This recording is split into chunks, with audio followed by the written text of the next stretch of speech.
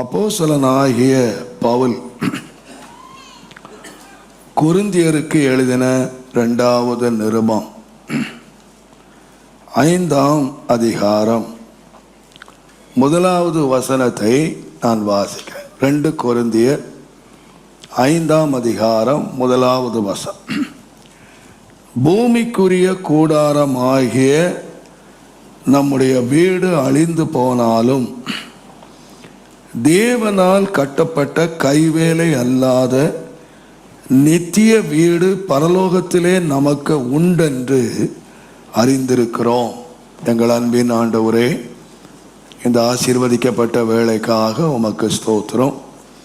இந்த வாசிக்கப்பட்ட வேத பகுதியை உம்முடைய அன்பான கரத்திலே அடியான் ஒப்பு கொடுக்கிறேன்.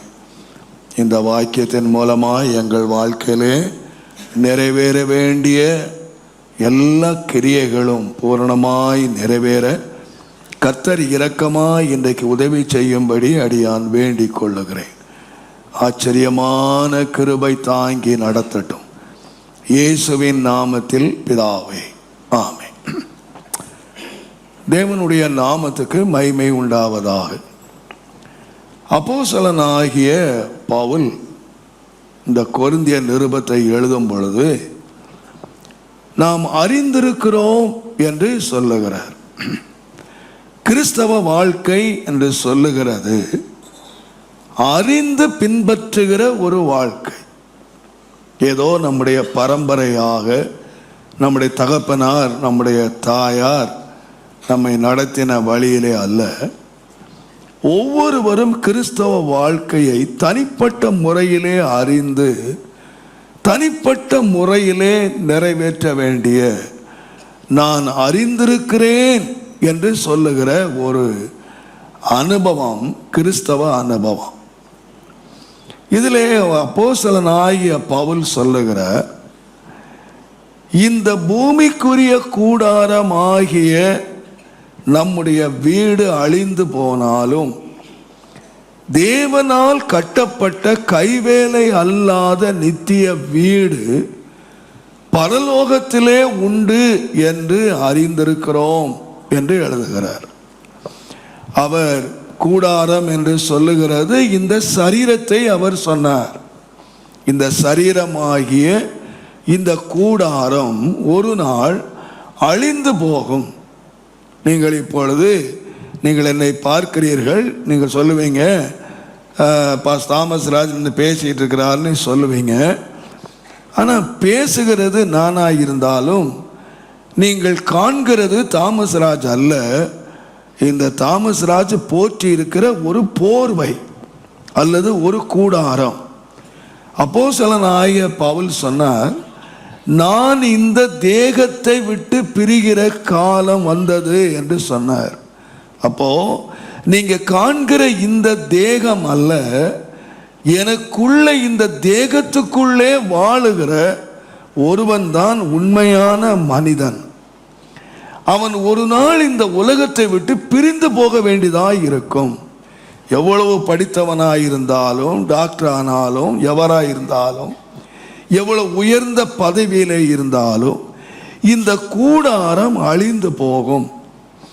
இந்த கூடாரம் அழிந்து போனாலும் தேவனால் கட்டப்பட்ட ஒரு நித்தியமான வீடு பரலோகத்திலே உண்டு என்று அறிந்திருக்கிறோம் என்று சொல்லுகிறார். இங்க இருக்கிற எல்லாரும் அந்த அறிவை பெற்றிருப்பீர்கள் என்று நான் விசுவாசிக்கிறேன். அந்த அறிவு எனக்கு இருக்குன்னு சொல்றவங்க எல்லாம் கையை வச்சுரு அல்லையா சொல்லுங்க. சரி, மற்றவங்களுக்கெல்லாம் இல்லைன்னா நான் வருத்தப்படுறேன். கர்த்தருடைய நாமத்துக்கு மகிமை உண்டாவதாக. இந்த நிச்சயமாக இந்த அறிவு இல்லாதவங்க இந்த அறிவை பெற்றுக்கொள்ளுங்க. கர்த்தருடைய நாமத்துக்கு மகிமை உண்டாவதாக. ஆண்டவர் அப்போஸ்தலனாகிய பவுல் சொல்லும் போது கூட எபிரேயர் 3ஆம் அதிகாரம் 1வது வசனத்திலே பரம அழைப்புக்கு அல்லது பரலோக அழைப்புக்கு பங்குள்ளவர்களாகிய பரிசுத்த சகோதரரே என்று சொன்னார். கர்த்தர் நம்ம எதுக்கு அழைச்சிருக்கிறார் என்று சொன்னால் இந்த பரம அழைப்பினுடைய பங்குக்கு நம்மை அழைத்திருக்கிறார்.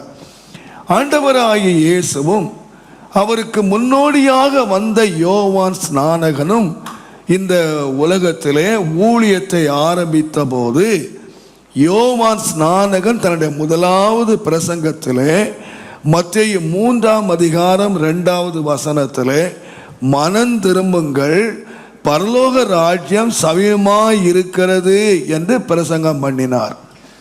என்னுடைய ஆண்டவராய் இயேசுவும் இந்த உலகத்திலே பிரசங்கித்த முதலாவது பிரசங்கம் என்னவென்றால், மார்க் 1:15 காலம் நிறைவேறிற்று, பரலோக ராஜ்யம் சமீபமாயிற்று, மனம் திரும்பி சுவிசேஷத்தை விசுவாசியுங்கள். இப்ப தேவனுடைய ராஜ்யம், பரலோக ராஜ்யம் சமீபமாயிற்று என்று சொல்லி பரலோகத்தை குறித்து தான் ஆண்டவர் முதலாவது பிரசங்கத்தை செய்தார். நன்றாய் கவனியுங்கள். இந்த பரலோகத்தை நாங்கள் அறிந்திருக்கிறோம் அல்லது ராஜ்யம் போவோம்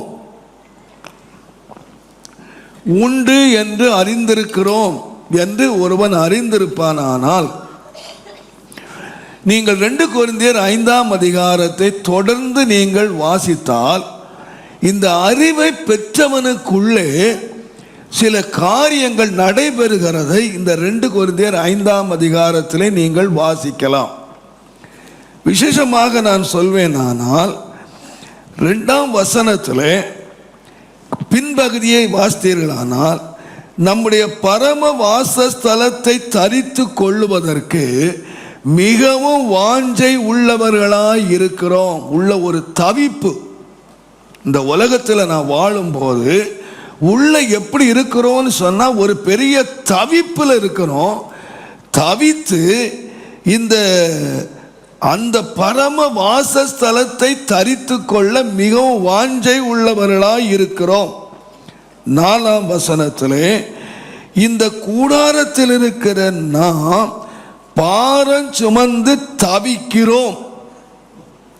4 கடைசி பகுதியிலே, மரணமானது ஜீவனாலே விழுங்கப்படுவதற்காக போர்வை தரித்து கொள்ளவராக இருக்கும்படி விரும்புகிறோம். 6 நாம் தரிசித்து நடவாமல் விசுவாசித்து நடக்கிறோம்.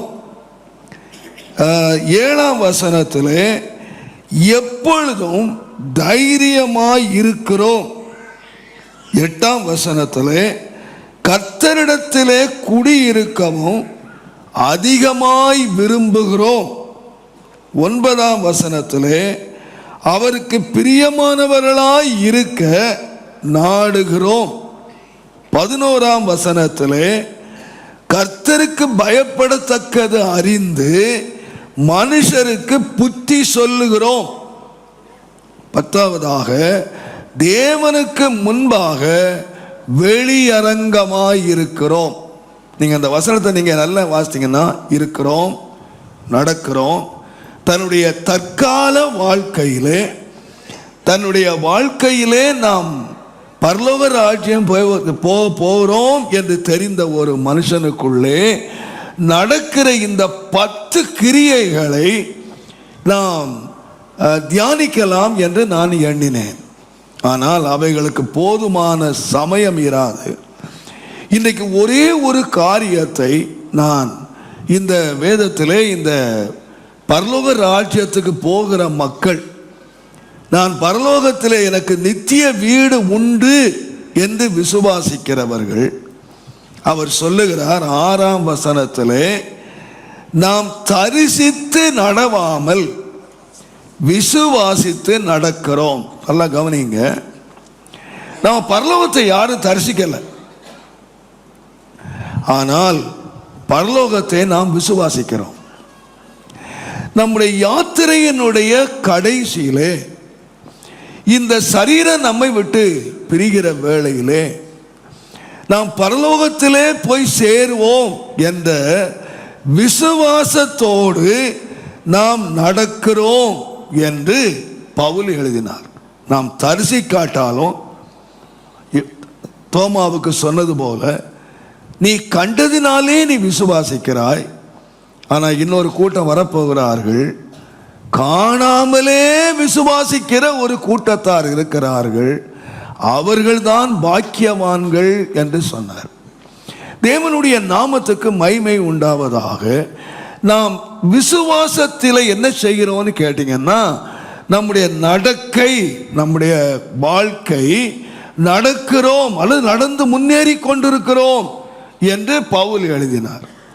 இந்த விசுவாசம் என்ற வாழ்க்கையை நீங்கள் சற்று அறிந்து கொள்ள வேண்டும் என்று நான் விரும்புகிறேன்.